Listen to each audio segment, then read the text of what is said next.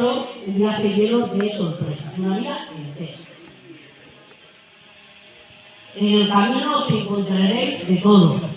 Fijaros en la última semana, hasta llegar a este día. Parece que ha pasado una eternidad, ¿verdad? En la última semana, en fin.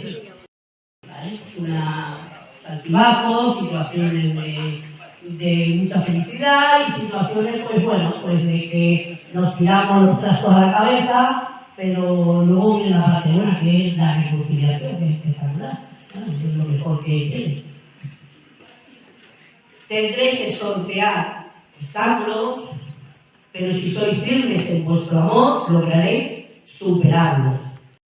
Respeto, paciencia, cariño, confianza, capacidad para perdonar las faltas del otro y amor, sobre todo amor, son los ingredientes imprescindibles de esa fórmula mágica y secreta que os dará la felicidad.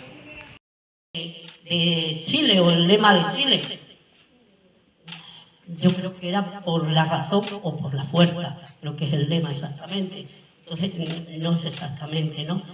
Pero bueno, en realidad yo me refería a que los que estamos aquí, pues nos unimos, lo hemos preparado todo, ha quedado perfecto, hemos pasado una semana de vicisitudes, insistiendo, pero aquí estamos celebrando con gran alegría y entusiasmo esta boda, y ahora pues toca eso, escuchar a su padre en ese audio como si estuviera aquí presente. Cerramos los ojos y pensamos que está aquí contigo y que lo va a celebrar, pues eso, como nosotros o más.